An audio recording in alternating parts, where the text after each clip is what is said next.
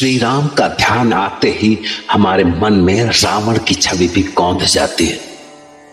पर यह रावण था कौन और वो श्री राम का इतना बड़ा शत्रु कैसे बन गया? दरअसल रावण को एक योजना के तहत पैदा कराया गया था।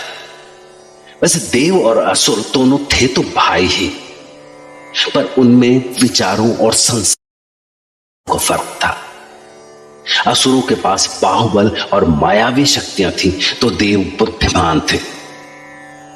मतलब देवासुर संग्राम दो विचारधाराओं की लड़ाई थी और इसमें असुर हमेशा हारते थे। दरअसल असुरों की एक जाति थी दैत्य, और एक बार दैत्यराज सुमाली ने देवों पर आक्रमण कर दिया, पर उस लड़ाई में उल्टा देवों ने दैत्यों को लगभग मिटा ही दिया, जिसके बाद अपना सब कुछ हार कर दैत्यराज सुमाली गहरे सदमे में चला गया था। सब खत्म हो गया पुत्री, सब खत्म हो गया। सामने खड़े देव हमें युद्ध के लिए ललकार रहे हैं और उनके भय से हम यहाँ पाताल लोक में छुप कर बैठे हैं। पर नहीं, अब और नहीं।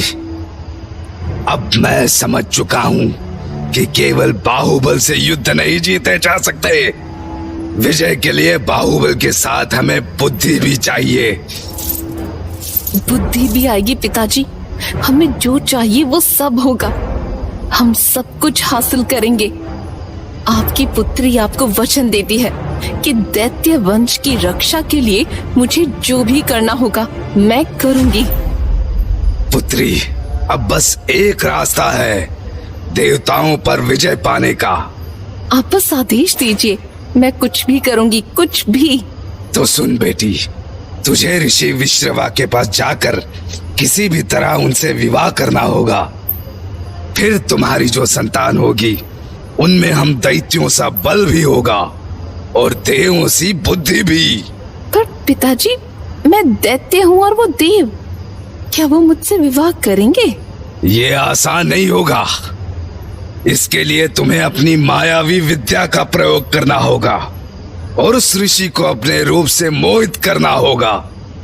और यदि तू इस कार्य में सफल हो गई तो समझ ले हमारा कुल अमर हो गया।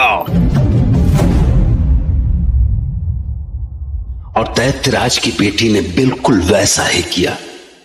वो सीधी विश्रवा के आश्रम में पहुंची, जहां उनके सैकड़ों शिष्य वेद विज्ञान की शिक्षा ले रहे थे। दैत्यराज की बेटी ने अपनी माया से एक सुंदर स्त्री का रूप धरा और विश्रवा के सामने पहुंच गई। और जैसे ही ऋषि की दृष्टि उस पर पड़ी, उनका मन विचलित होने लगा।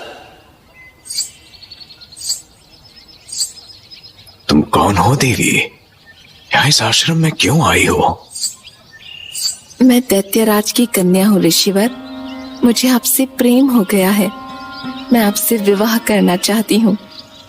परंतु मैं पहले से ही विवाहित हूँ देवी। मैं तुम्हें कैसे स्वीकार कर सकता हूँ? आपके लिए कुछ भी असंभव नहीं है देव, और मैंने आपकी कामना की है। क्या आप जैसे महान ऋषि के आश्रम से मैं खाली हाथ लौट जाऊंगी? मुझ पर कृपा करें ऋषिवर, मेरी कामना को अपना आशीर्वाद दें। कन्या, हट मत करो। अपने रूप के आकर्षण से मेरा ऋषि धर्म भ्रष्ट मत करो। जाओ, लौट जाओ यहाँ से। आपका क्रोध भी मेरे लिए प्रसाद है। मुझे इससे भी पुण्य फल की ही प्राप्ति होगी। अब यदि आपकी आज्ञा हो तो मैं दीदी से मिल लेती हूँ। दीदी? कौन सी दीदी? क्या तुम्हें लगता है कि मेरी पत्नी तुम्हें मेरा धर्म भ्रष्ट करने की अनुमति देगी? स्वयं विचार करो दैत्य कन्या। अपनी आत्मा से पूछो कि क्या तुम जो चाहती हो वो संभव है? पर लाख कोशिशों के बावजूद भी महर्षि उस दैत्य कन्या के रूप और जिद के आगे हार गए, और इस विवाह के साथ ही दैत्य कन्या की चाल सफल हो गई।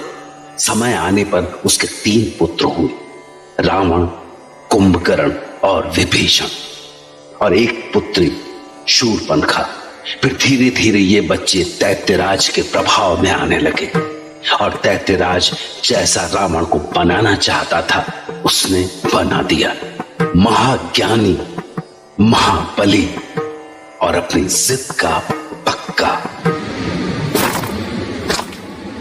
इंद्र मेरे भय से सो नहीं पाता, और काल मेरे पैरों के नीचे तड़पता है। मैं हूं दशानन रावण।